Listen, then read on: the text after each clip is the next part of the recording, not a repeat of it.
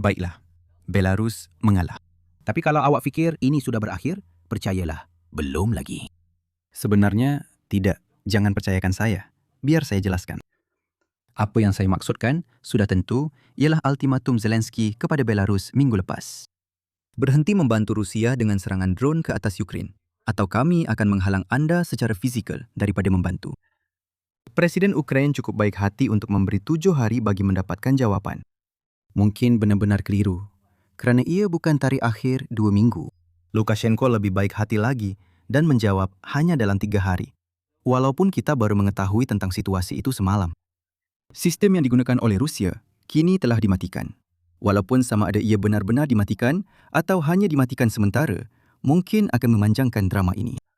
Jadi, apa yang saya ingin lakukan hari ini ialah membincangkan lebih banyak butiran tentang apa yang berlaku sebelum ini. Terangkan perubahan taktikal yang telah dibuat oleh Rusia dalam beberapa hari terakhir dan bincangkan mengapa pengurangan serangan yang jelas yang dinikmati oleh Ukraine selama beberapa hari itu tidak akan menjadi kesan jangka panjang daripada tindakan berundur Belarus. Kemudian saya akan beralih kepada bagaimana pematuhan Rusia akan bergantung pada tindakan Ukraine seterusnya dan mengapa kita masih belum bebas daripada kemungkinan permusuhan aktif antara Ukraine dan Belarus. Tetapi biar saya mulakan dengan perubahan besar. Inilah strategi tipikal Rusia beberapa minggu yang lalu. Rusia mengendalikan sekurang-kurangnya 5 lapangan terbang biasa di timur Belarus yang kerap melancarkan drone Shahed. Drone-drone itu kemudian terbang rapat di sepanjang sempadan antara Ukraine dan Belarus, baik untuk perlindungan daripada pertahanan Ukraine maupun untuk panduan isyarat. Kemudian, mereka membuat pusingan tajam ke kiri dan menuju ke sasaran utama mereka. Biar saya sebutkan beberapa angka umum untuk memberi anda gambaran tentang skala keseluruhan masalah ini dengan mengambil maklum bahawa kita tidak mempunyai data awam mengenai masalah khusus yang sedang dibincangkan. Pada tahun 2025, Rusia melancarkan kira-kira 55,000 drone gaya Shahed ke atas Ukraine, di mana lebih kurang 32,000 daripadanya adalah drone serangan sebenar berbanding dengan umpan. Dalam ketiadaan jumlah tahunan khusus untuk Kiev, saya boleh beritahu anda bahawa hari paling sibuk dalam tahun itu menyaksikan antara 300 hingga 500 drone disasarkan ke bandar tersebut. Tetapi ambil perhatian bahawa untuk masalah semasa, drone boleh menyerang dari pelbagai arah dan Rusia juga menyerang bandar-bandar selain daripada Kiev. Jadi, sangat sukar untuk meletakkan angka yang tepat tentang berapa banyak drone yang dibantu oleh Belarus dan lebih baik untuk menggambarkannya sebagai satu masalah secara umum. Angka rasmi Belarus sendiri menunjukkan bahawa terdapat 1,400 pelanggaran ruang udara untuk tahun tersebut dan 520 drone terhempas di dalam sempadan Belarus. Namun, saya akan menganggap statistik ini sebagai angka paling minimum bagi jumlah sebenar. Angka yang lebih tinggi akan membuatkan kerajaan kelihatan lemah dan tidak mampu mengawal ruang udara mereka sendiri. Oleh itu, terdapat insentif untuk melaporkan masalah ini dengan angka yang lebih rendah daripada yang sebenar. Bagi beberapa butiran taktikal lagi, Rusia telah memasang pengulang pada menara selular standard di dalam Belarus. Ini pada asasnya adalah peranti komunikasi yang memastikan Shahed Rusia bergerak ke arah yang betul. Ia juga boleh membantu drone untuk pulih daripada gangguan isyarat Ukraine jika perkara itu berlaku. Jadi, berita besar dari semalam ialah pengulang-pengulang itu tidak lagi beroperasi. Sekarang, apa maksud sebenar perkara itu masih tidak jelas. Ada kemungkinan bahawa Rusia hanya mematikan Swiss, jadi mereka tidak lagi menyiarkan.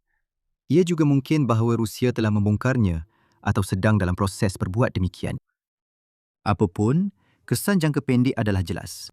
Tiada serangan besar-besaran Shahed di sepanjang sempadan dalam beberapa hari kebelakangan ini.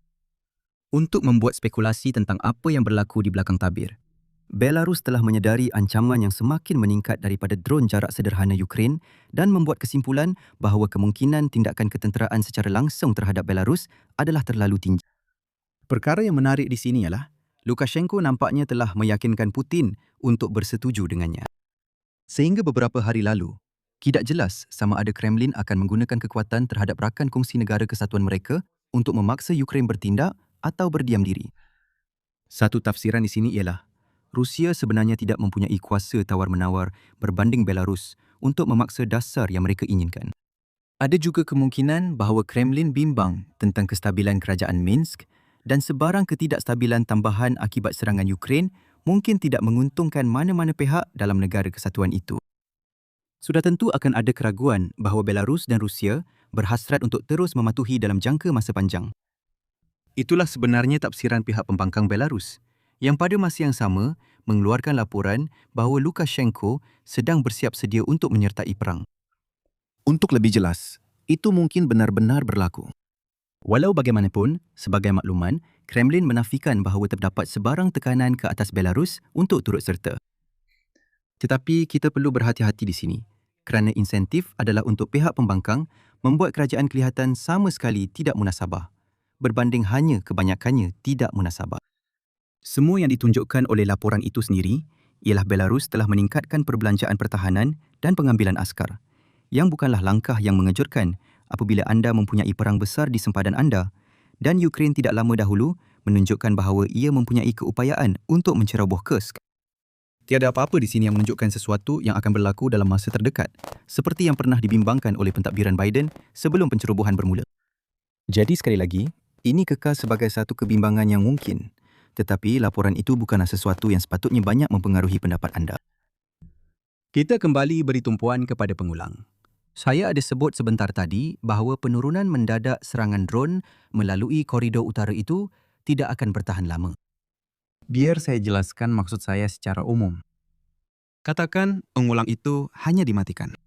Jadi, kesan terdekat buat masa ini ialah laluan serangan utara kini menjadi jauh lebih sukar untuk Rusia lalui. Baik, jika anda fikirkan bagaimana Ukraine sepatutnya mengagihkan pertahanannya sebelum ini, matlamatnya adalah untuk menyamakan tahap kerentanannya di semua barisan, supaya Rusia tidak mengambil kesempatan atas kelemahan tertentu. Jadi, jika anda mengekalkan pertahanan Ukraine pada tahap yang sama dan tiba-tiba menjadikan satu laluan tertentu lebih sukar, tindak balas Rusia terhadap situasi itu adalah dengan mengalihkan serangannya ke tempat lain. Itu pula menjadikan semua pertahanan Ukraine di bahagian utara tidak lagi relevan. Bukan dalam erti kata bahawa ia telah dimusnahkan, tetapi lebih kepada maksud bahawa ia akhirnya tidak digunakan. Sebahagian daripada pertahanan itu perlu dialihkan ke laluan serangan lain supaya semuanya kembali seimbang. Jadi, kesan keseimbangan asas jangka panjang ialah Ukraine akan merasai kelegaan di tempat lain juga dan Kiev akan merasai tahap kelegaan yang sama seperti tempat-tempat tersebut. Oleh itu, jika anda tinggal di Kiev, tarik nafas lega sedikit. Tetapi jangan percaya bahawa tiba-tiba semuanya akan menjadi mudah. Apa yang kurang dalam perbualan ini, baik di media umum maupun dalam perbualan saya sendiri setakat ini, ialah bagaimana pematuhan Belarus atau Rusia akan bergantung kepada apa yang Ukraine lakukan seterusnya. Dan itu juga bergantung kepada apa status sebenar pengulang isyarat tersebut. Kes yang lebih mudah ialah jika pengulang isyarat itu telah dibongkar. Kemudian, mungkin Ukraine juga akan dapat perasan jika Rusia cuba membinganya semula. Jika begitu, Ukraine boleh lebih kurang abaikan mereka dalam membangunkan postur pertahanan baharu. Hanya perlu kekal sedar bahawa mungkin perlu ada perubahan pantas jika risikan mengesan Rusia mengembalikan pengulang isyarat itu. Kes yang lebih sukar ialah jika Belarus benar-benar menutupnya dengan hanya menekan Swiss. Kemudian, pada kali seterusnya, Rusia merancang serangan. Mereka secara umumnya mempunyai 3 pilihan.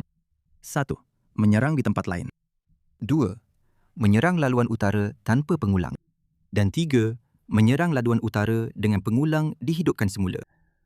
Penghalang kepada pilihan ketiga ialah Rusia akan menanggung beberapa kos dengan menyinggung Belarus jika ia berbuat demikian. Sekarang, ada kemungkinan bahawa menyinggung Belarus tidak berbaloi walau apapun pengagihan keupayaan serangan Ukraine. Lebih baik menyerang melalui laluan utara tanpa pengulang jika itu adalah arah yang Rusia mahu ambil. Dalam kes itu, dilema kembali kepada masalah standard pengagihan pertahanan. Mengira sama ada itu memang keadaannya bukanlah tugas yang mudah. Tiada seorang pun di pihak kita yang berada di luar kabus peperangan ini benar-benar memahami perkara ini. Dan saya pasti ini adalah topik perbincangan di dalam Ukraine ketika ini. Sebaliknya, jika Rusia mempertimbangkan untuk menyerang laluan utara, maka Ukraine secara intuitif perlu mengekalkan lebih banyak perlindungan di kawasan itu berbanding dengan kes sebelumnya. Namun, semakin mahal kos bagi Rusia untuk menimbulkan kemarahan Belarus, semakin kurang usaha yang wajar diperuntukkan Ukraine ke rantau itu. Ini kerana Rusia mendapati sasaran lain kelihatan lebih menarik secara perbandingan, sekaligus memerlukan Ukraine untuk melindungi kawasan-kawasan tersebut. Di mana kita akhirnya melihat serangan itu.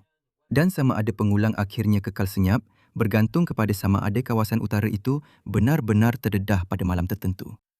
Jelas sekali, kes kedua ini lebih buruk untuk Ukraine kerana kini ia perlu mengambil kira kemungkinan bahawa Rusia boleh menggunakan keupayaan serangan yang lebih kuat. Dan itu membawa kita ke perkara terakhir untuk hari ini. Drama dengan pengulang masih belum berakhir. Untuk lebih jelas, saya bukan hanya bercakap tentang bagaimana Ukraine mungkin mengagihkan semula pertahanannya sehingga Rusia mungkin mahu menghidupkannya semula, walaupun itu memang akan menyebabkan lebih banyak drama. Sebaliknya, masalahnya ialah Ukraine mungkin masih tidak menganggap situasi semasa boleh diterima jika pengulang itu memang telah dimatikan dan bukannya dimusnahkan. Perlu diingat bahawa kenyataan awal Zelensky mengenai perkara ini agak berselindung, jadi saya mengesyaki bahawa ini adalah topik perbualan di dalam bilik strategi pada masa ini. Perkara yang sama juga untuk orang-orang dalam perisikan. Untuk mendahului topik ini, fikirkan tentang perbezaan kualiti hasil untuk Kiev apabila mereka tahu bahawa pengulang sudah tiada berbanding apabila mereka perlu memastikan Rusia tidak mengambil kesempatan dan tidak sekadar menghidupkan semula pengulang itu. Sebenarnya, ada satu lagi pilihan di sini. Ukraine boleh menafikan peluang Rusia untuk menghidupkan semula pengulang dengan hanya memusnahkan infrastruktur yang berkaitan dengan pengulang tersebut. Kosnya ialah, tindakan itu memerlukan serangan ke atas tanah Belarus yang menimbulkan kebimbangan bahawa Lukashenko mungkin bertindak balas dengan meningkatkan sokongannya kepada Rusia. Anda boleh lihat bagaimana naratif ini akan berfungsi. Belarus bertindak secara rasional, mendengar kebimbangan Ukraine dan meyakinkan Moskow untuk mematikan pengulang tersebut. Namun Kiev tetap memutuskan untuk menyerang. Dan perhatikan bahawa serangan itu dilakukan ke atas menara telekomunikasi Belarus yang mungkin juga digunakan sebagai infrastruktur awam. Jadi, walaupun Minsk telah berusaha sedaya upaya untuk tidak terlibat dalam peperangan, Kiev telah meninggalkan jirannya tanpa pilihan lain. Sudah tentu, itu hanyalah satu arah yang boleh diambil oleh situasi ini. Hanya beberapa hari yang lalu, kami membincangkan kemungkinan bahawa Lukashenko jauh lebih bimbang tentang situasi ini dan tidak mahu membalas jika Ukraine mengehadkan serangannya kepada sasaran ketenteraan sahaja. Anda pasti ingat bahawa Zelensky juga pernah mengancam untuk menyerang kilang penapisan Belarus, sesuatu yang nampaknya tidak lagi menjadi tumpuan buat masa ini. Jika ini keadaannya, maka kempen paksaan ini hanya berubah sedikit berbanding dengan keadaan kita minggu lepas. Ukraine berkemungkinan akan membuat ancaman lagi kepada Belarus, mengulangi bahawa pengulang itu perlu dibuang, bukan sekadar dimatikan. Belarus kemudian perlu membuat keputusan yang sangat penting. Satu-satunya perbezaan ialah, kini kita tahu bahawa Lukashenko sanggup mencadangkan situasi semasa sebagai satu kompromi. Sekiranya ia masih belum jelas, seluruh peperangan ini adalah satu kekacauan dan nampaknya ia tidak akan menjadi lebih baik dalam masa terdekat. Jadi, apakah kesimpulan kita untuk hari ini? Belarus mengalah, mematikan stesen pengulang yang membimbing drone Rusia. Orang-orang di Kiev merasakan kelegaan segera daripada serangan drone, walaupun dalam jangka masa panjang, kesannya akan menjadi kurang kelegaan untuk Kiev. Sebaliknya, manfaatnya akan dirasai oleh semua kawasan yang mungkin diserang. Sama ada Belarus atau Rusia akan mematuhi perjanjian tidak rasmi itu, bergantung kepada bagaimana Ukraine akan mengubah hala pertahanannya, yang juga tertakluk kepada pengiraan yang rumit bagi Ukraine. Namun, ada alternatif lain. Ukraine tetap menyerang alat pengulang itu. Tetapi, sama ada itu akan berlaku, akan tertakluk kepada satu lagi pusingan rundingan. Sementara itu, tertakluk kepada satu lagi pusingan rundingan. Kedengaran seperti sesuatu yang boleh muncul dalam setiap bab salah satu daripada dua buku hebat ini tentang permulaan perang. Semak penerangan video untuk maklumat lanjut tentang kedua-duanya. Dan jika anda menikmati video hari ini, sila suka, kongsi dan langgan. Dan saya akan jumpa anda esok. Jaga diri.